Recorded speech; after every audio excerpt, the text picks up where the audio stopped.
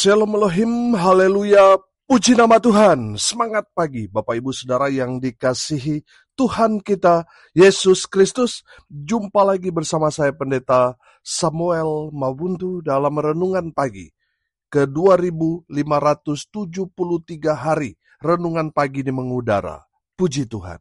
Bapak Ibu Saudara yang dikasihi Tuhan, sebelum kita membaca, mendengarkan, dan merenungkan firman Tuhan hari ini, mari kita berdoa. Minta pimpinan Roh Kudus. Kita berdoa. Bapa di surga, berbicaralah kepada kami semua. Pakai firman Tuhan ini untuk menegur kami, menasihati kami, meneguhkan iman percaya kami, dan memberkati kami semua. Di dalam nama Tuhan Yesus yang adalah firman Allah yang hidup, kami berdoa. Amin. Haleluya. Bapak Ibu Saudara yang dikasihi Tuhan, bersama dengan saya kita akan belajar Alkitab dari kitab Kejadian sampai kitab Wahyu. Mari buka Alkitab kita. Roma pasal 2 ayat 11 sampai ayat 16. Masih di perikop hukuman Allah atas semua orang. Demikian firman Tuhan. Sebab Allah tidak memandang bulu. Sebab semua orang yang berdosa tanpa hukum Taurat akan binasa tanpa hukum Taurat. Dan semua orang yang berdosa di bawah hukum Taurat akan dihakimi oleh hukum Taurat. Karena bukanlah orang yang mendengar hukum Taurat yang benar di hadapan Allah, tetapi orang yang melakukan hukum Tauratlah yang akan dibenarkan. Apabila bangsa-bangsa lain yang tidak memiliki hukum Taurat oleh dorongan diri sendiri melakukan apa yang dituntut hukum Taurat, maka walaupun mereka tidak memiliki hukum Taurat, mereka menjadi hukum Taurat bagi diri mereka sendiri. Sebab dengan itu mereka menunjukkan bahwa isi hukum Taurat ada tertulis di dalam hati mereka, dan suara hati mereka turut bersaksi, dan pikiran mereka saling menuduh atau saling membela. Hal itu akan nampak pada hari bila mana Allah sesuai dengan Injil yang kuberitakan akan menghakimi segala sesuatu yang tersembunyi dalam hati manusia oleh Kristus Yesus. Amin firman Tuhan. Haleluya. Bapak Ibu Saudara yang dikasihi Tuhan, firman Tuhan ini mengingatkan saya. Waktu saya kuliah, saya belajar tentang penginjilan. Markus 16 ayat 15 ayat 16 berkata begini. Pergilah ke seluruh dunia, beritakanlah Injil kepada segala makhluk. Siapa yang percaya dan dibaptis akan diselamatkan, tetapi siapa yang tidak percaya akan dihukum. Amin. Saudara, di kampus kami belajar bahwa memberitakan Injil adalah tugas yang sangat-sangat urgent, sangat-sangat penting akhir-akhir ini yang harus dilakukan oleh semua orang percaya. Amin. Karena dengan memberitakan Injil, orang yang mendengar Injil yang kita sampaikan, dia kemudian percaya. Firman Tuhan katakan, orang yang percaya pada pemberitaan Injil itu, mereka mendapat keselamatan dari Tuhan. Amin. Haleluya. Saudara, timbul pertanyaan liar saya. Bagaimana dengan orang-orang yang hidup, yang belum terjangkau oleh Injil? Yang belum sama sekali mendengar Injil karena mereka mungkin ada di daerah-daerah di pedalaman. Apakah mereka selamat atau tidak? Tadi kita sudah belajar bahwa orang selamat mereka harus menerima dan percaya pada Injil. Betul? Tapi bagaimana dengan orang yang hidup di zaman batu? Di zaman Majapahit yang Injil belum masuk di Indonesia? Bagaimana nasib dengan orang-orang yang tinggal di pedalaman, suku-suku terasing, yang belum mendengar Injil sama sekali? Pertanyaan itulah yang membuat saya waktu itu bertanya-tanya dalam hati. Di mana kasih Tuhan kepada mereka yang ada di pedalaman yang belum sama sekali mendengar berita Injil. Saudara, saya ingat pertanyaan saya itu dijawab oleh dosen saya waktu itu. Ayat 14, ayat 15, perhatikan. Apabila bangsa-bangsa lain yang tidak memiliki hukum Taurat oleh dorongan diri sendiri melakukan apa yang dituntut hukum Taurat, maka walaupun mereka tidak memiliki hukum Taurat, mereka menjadi hukum Taurat bagi mereka sendiri. Sebab dengan itu mereka menunjukkan bahwa isi hukum Taurat ada tertulis di dalam hati mereka. Dan suara hati mereka turut bersaksi. Dan pikiran mereka saling menuduh atau saling membela. Haleluya. Bapak Ibu Saudara yang dikasihi Tuhan, penghakiman Tuhan kepada orang yang belum percaya, mereka akan dihakimi bukan berdasarkan hukum Taurat, melainkan, perhatikan ini, berdasarkan hukum Allah yang Allah berikan dalam hati nurani mereka. Amin. Pertanyaannya, apa buktinya hukum Tuhan itu ada dalam hati nurani orang yang belum mendengar Injil? Dengar baik, ketika suara hati nurani yang ada dalam hati mereka menegur, menasihati, mengingatkan, memberitahu mereka apa yang benar dan apa yang salah. Jadi hukum Taurat orang yang belum terjangkau oleh Injil adalah hati nurani mereka. Tapi dengar ini baik-baik. Kecil kemungkinan mereka bisa selamat. Kecil kemungkinan. Karena apa saudara? Karena sifat manusia suka berontak. Suka melawan hati nurani. Betul? Saudara perhatikan. Orang kalau disuruh malah mereka tidak melakukan.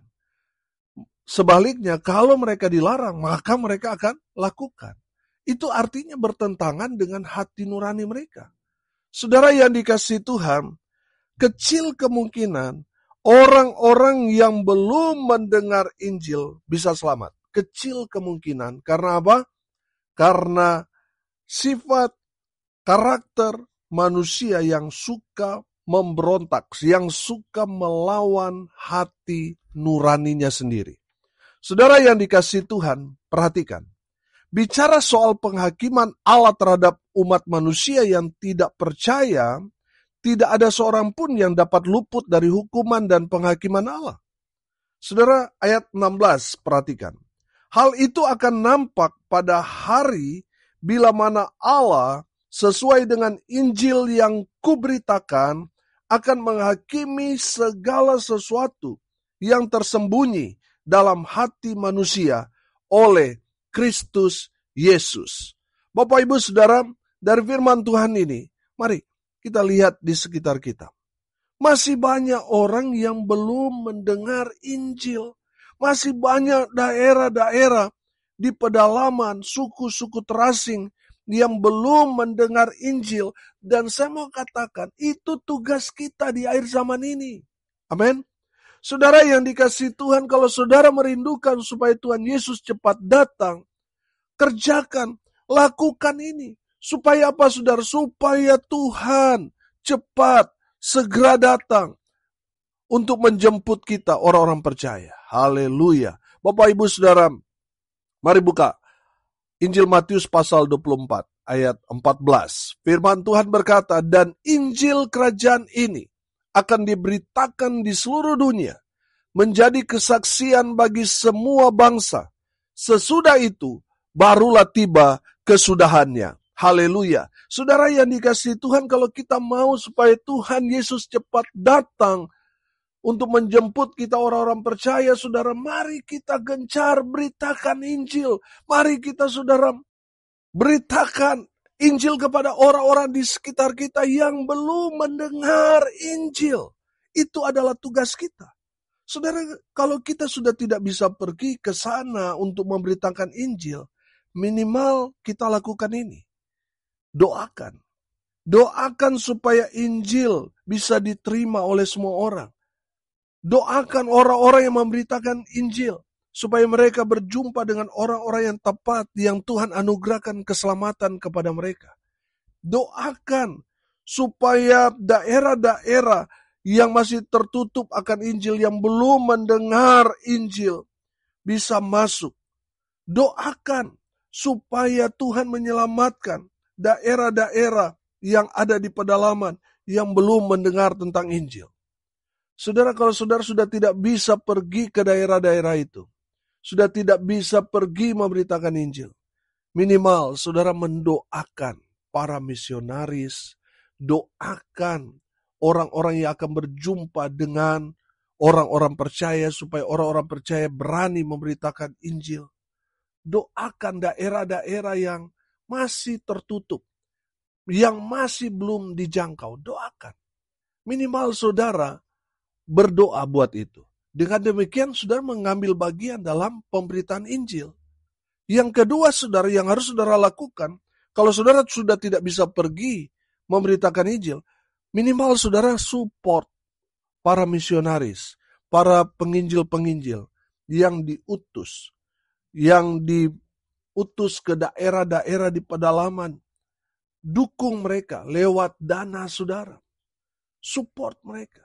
Saudara yang dikasihi Tuhan, sangat-sangat miris kalau kita melihat gereja menganggap bahwa penginjilan itu hanya sekedar saja. Sehingga budget untuk penginjilan sangat-sangat minim. Justru kegiatan-kegiatan lain seperti hari ulang tahun, Natal, saudara, orang mau jor-joran. Padahal itu tidak terlalu penting. Yang paling penting sekarang adalah memberitakan Injil. Seharusnya gereja support para misionaris-misionaris, para hamba-hamba Tuhan, penginjil-penginjil yang ada di daerah yang memberitakan Injil. Saudara support mereka dengan harta saudara. Dengan demikian, saudara sudah menjadi bagian dalam pemberitaan Injil ini. Amin. Saudara yang dikasihi Tuhan, dari firman Tuhan ini kita belajar. Yang pertama, semua orang akan diperhadapkan dengan pengadilan Tuhan. Entah saudara orang percaya atau tidak, saya yakin dan percaya yang percaya pada Injil pasti selamat. Amin. Yang tidak percaya pada Injil, pasti mereka akan dihukum. Amin. Saya yakin dan percaya semua pendengar adalah orang-orang yang percaya pada Yesus Kristus Tuhan yang adalah inti dari pemberitaan Injil itu. Amin. Haleluya. Saya yakin saudara dan saya pasti selamat. Yang kedua, saudara, dari firman Tuhan ini kita belajar tuntutan Tuhan kepada kita. Apakah kita sudah memberitakan Injil atau belum? Tuhan akan tuntut itu kepada kita. Memberitakan Injil itu adalah kewajiban kita orang percaya. Bukan hanya tugas pendeta, majelis, penginjil, tapi semua orang percaya. Mau dia jemaat, mau dia majelis, mau dia pendeta, semua harus memberitakan Injil kerajaan Allah. Saudara yang dikasihi Tuhan, memberitakan Injil adalah kewajiban bagi kita. Kita yang sudah selamat karena pemberitaan Injil, sudah seharusnya kita memberitakan Injil kepada orang-orang di luar sana yang belum mendengar tentang Yesus. Saudara yang dikasihi Tuhan, pelajaran yang ketiga dari firman Tuhan ini, kita harus ambil bagian dalam percepatan kedatangan Tuhan Yesus dengan mengambil bagian dalam pemberitaan Injil. Amin. Sehingga tidak ada lagi orang yang belum mendengar Injil di zaman sekarang ini, di mana media sosial sudah luar biasa memberikan peranan penting pada pemberitaan Injil. Kalau dulu Tuhan memerintahkan supaya para rasul beritakan Injil sampai ke ujung bumi, mereka harus naik kapal, saudara, untuk pergi ke ujung bumi. Medannya sungguh-sungguh luar biasa beratnya. Sekarang, saudara, kita bisa menggunakan media sosial, kita bisa memberitakan Injil sampai ke ujung bumi yang terakses dengan internet. Pasti mereka akan mendengarkan, membaca media sosial. Mereka dapat mendengar Injil melalui media sosial itu. Tapi yang masalahnya sekarang adalah mereka yang ada di pedalaman yang tidak punya akses internet. Saudara, itu tugas kita. Makanya kita harus ambil bagian dalam percepatan kedatangan Tuhan Yesus dengan mengambil bagian dalam pemberitaan Injil. Support para misionaris, para penginjil, hamba-hamba Tuhan yang ada di daerah yang berjuang, yang bergumul untuk memenangkan daerah itu yang belum mendengar Injil. Saudara yang dikasihi Tuhan, saudara yang sudah diberkati, saudara, Tuhan berikan beban. Untuk apa? Mensupport ladang misi, di mana di daerah-daerah itu belum ada orang percaya. Saudara, sekarang ini gereja-gereja bukan lagi memberitakan Injil, tetapi apa? Merampok seperti bajak laut. Dan saya mau bilang, saudara, pola-pola mencuri jemaat itu pola pencuri, saudara. Pencuri yang dimaksud apa? Saudara buka Yohanes 10 ayat 10. Yohanes 10 ayat 10 berkata, pencuri datang hanya untuk mencuri dan membunuh dan membinasakan. Aku datang supaya mereka mempunyai hidup dan mempunyainya dalam segala kelimpahan. Saudara yang dikasihi Tuhan, kalau kita gereja Tuhan sibuk memindahkan jemaat dari gereja lain pindah ke gereja kita, apa bedanya kita dengan pencuri yang dimaksudkan firman Tuhan ini? Pencuri yang dimaksudkan di sini, ini iblis. Jadi kalau saudara sibuk memindahkan jemaat dari gereja lain ke gereja saudara, saudara dipakai iblis, bukan dipakai Tuhan. Masih banyak orang yang belum mendengar tentang Yesus di sekitar kita. Saudara, beberapa kali saya turun ke lapangan memberitakan Injil bersama dengan teman-teman. Mereka menyaksikan orang sudah 70-80 tahun, saudara, ada di sekitar kita. Belum pernah mendengar Injil. Saudara yang dikasihi Tuhan, itu tugas kita. Saudara yang dikasihi Tuhan, mari kita gencar memberitakan Injil di zaman akhir ini. Haleluya. Saudara yang dikasihi Tuhan, kalau saudara sudah tidak bisa ngapa-ngapain, support misionaris, para penginjil hamba Tuhan yang ada di daerah, yang berjuang untuk memenangkan daerah itu. Support mereka lewat doa, lewat dana, supaya Injil bisa sampai ke ujung bumi, masuk ke suku-suku pedalaman yang terasing sekalipun. Saudara yang dikasihi Tuhan, kalau semua orang sudah mendengar Injil, maka Tuhan akan segera datang. Amin. Haleluya. Sehingga tidak ada lagi orang yang tidak terjangkau. Saudara, tadi kan saya katakan, yang menjadi pertanyaan ini bagaimana dengan orang-orang zaman dulu? Di zaman-zaman batu, zaman-zaman Majapahit, orang belum sama sekali mendengar Injil. Saudara, dari firman Tuhan ini kita belajar. Mereka diselamatkan kalau mereka mengikuti hati nurani mereka. Dan saya katakan tadi, sangat-sangat kecil kemungkinan mereka bisa selamat karena apa? Karena karakter sifat manusia yang suka memberontak. Saudara yang dikasihi Tuhan, kalau saudara mungkin belum mendengarkan Injil, tapi saudara hidup baik, saudara menyembah terfokus kepada Tuhan yang ada di atas, saudara hidup baik bermasyarakat, saudara sesuai dengan tuntutan hukum Taurat, maka saudara selamat. Tapi kan kecil kemungkinan. Saya tidak mengajarkan keselamatan ada di luar Yesus, tidak. Saya percaya keselamatan hanya ada di dalam Kristus Yesus Tuhan. Hanya pertanyaan saya, bagaimana dengan orang-orang yang belum sama sekali tersentuh dengan Injil, yang ada di pedalaman-pedalaman yang hidup di zaman Majapahit atau sebelumnya? Itu yang menjadi pertanyaan saya. Saudara yang dikasihi Tuhan, dan firman Tuhan ini menjawab. Ayat 14, apabila bangsa-bangsa lain yang tidak memiliki hukum Taurat, oleh dorongan diri sendiri, melakukan apa yang dituntut hukum Taurat, maka walaupun mereka tidak memiliki hukum Taurat, mereka menjadi hukum Taurat bagi diri mereka sendiri. Ayat 15, sebab dengan itu mereka menunjukkan bahwa isi hukum Taurat ada tertulis di dalam hati mereka, dan suara hati mereka turut bersaksi, dan pikiran mereka saling menuduh atau saling membela.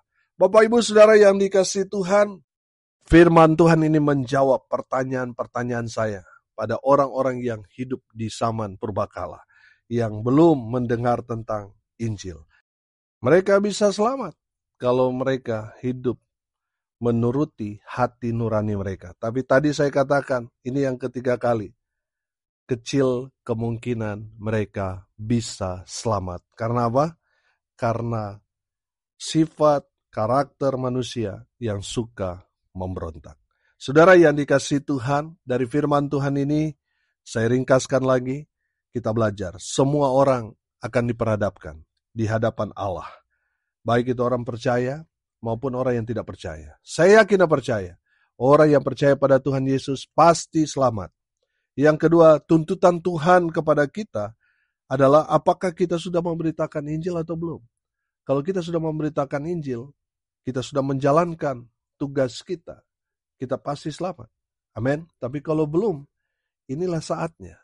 Kalau saudara mungkin berkata, saya sudah tidak bisa mengerjakan apa-apa, saya sudah lanjut umur, saya sakit, saya terbatas bergerak, dan tidak lagi bisa ke sana kemari. Saudara, minimal saudara bisa ambil bagian dalam memberitakan kabar baik dengan mensupport hamba-hamba Tuhan yang ada di ujung tombak penginjilan. Amin. Mari kita berdoa. Terima kasih Bapa di surga atas kebenaran firman yang sudah memberkati kami. Berkati semua pendengar dimanapun mereka berada. Tuhan memberkati hidup mereka. Rumah tangga mereka diberkati. Usaha, pekerjaan, pelayanan mereka dibuat beruntung berhasil dalam segala hal. Mereka yang sakit oleh bilur-bilur darah Yesus Kristus Tuhan. Mereka yang sakit disembuhkan. Mereka yang lemah dikuatkan. Mereka yang saat ini sedang berduka cita diberikan penghiburan. Di dalam nama Tuhan Yesus, hamba berdoa, biarlah berkat surga turun memenuhi semua pendengar. Bapak Ibu Saudara yang dikasihi Tuhan, arahkanlah hatimu kepada Tuhan dan terimalah berkat dari Tuhan Yesus. Tuhan memberkati engkau dan melindungi engkau. Tuhan menyinari engkau dengan wajah-Nya dan memberi engkau kasih karunia. Tuhan menghadapkan wajah-Nya kepadamu dan memberi engkau damai sejahtera. Di dalam nama Tuhan Yesus, sumber segala berkat. Bapak Ibu Saudara yang percaya, diberkati Tuhan, katakan amin. Puji Tuhan. Bapak Ibu Saudara yang dikasihi Tuhan, kalau saudara merasa diberkati melalui renungan pagi ini, bagikan juga kepada saudara-saudara yang lain supaya mereka juga diberkati. Karena untuk itulah kita dipanggil untuk jadi berkat.